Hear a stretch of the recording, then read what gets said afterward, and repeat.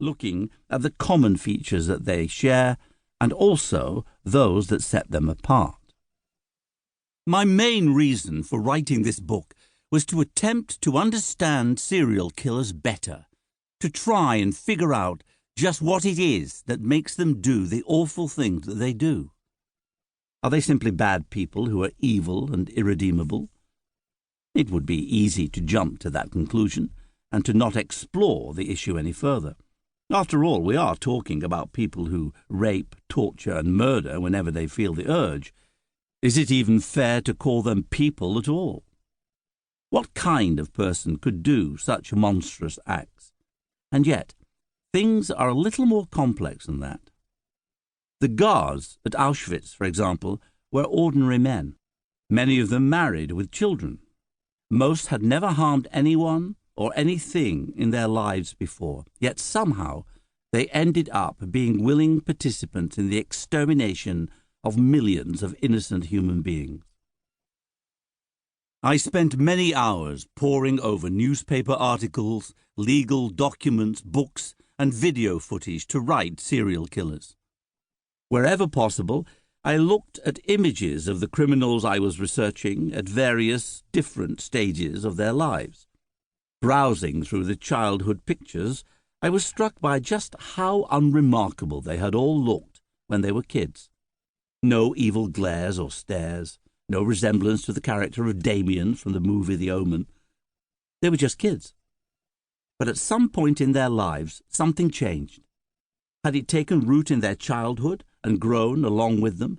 Or had there been some kind of precipitating event, some sort of physical or emotional trauma that had sent their lives along a different path, sending them down a road to murder? You won't be surprised to learn that there were no easy or simple answers. But there were answers, and we'll highlight them as we make our way through the pages of this book. Here are a few examples to get us started. Most serial killers are white, but we'll look at several exceptions, including Maury Travis, Lonnie Franklin, and Tsutomu Miyazaki. In addition, the majority of them tend to target victims within their own ethnic group. African Americans tend to kill other African Americans, and Caucasians tend to kill other Caucasians. Once again, this is more of a guideline than a rule. Some serial killers crossed those boundaries and killed a demographically diverse range of people. It's also true that the great majority of serial killers tend to be male, but once again, we'll look at some exceptions, such as Nanny the Giggling Granny Doss and the infamous murderess Eileen Wuornos, who had her own Hollywood motion picture in the form of Monster, starring and produced by Charlize Theron. Another repeating pattern was that many serial predators stalked and killed those who lived on the fringes of society, deliberately targeting sex workers, drug addicts, alcoholics, and the homeless, people who were vulnerable, open to easy manipulation, and, above all, wouldn't be missed when they disappeared. That's often how the serial killer evades detection for so long. They avoid potential targets whose sudden, unexplained absence would raise questions and make it more likely the police would diligently pursue them.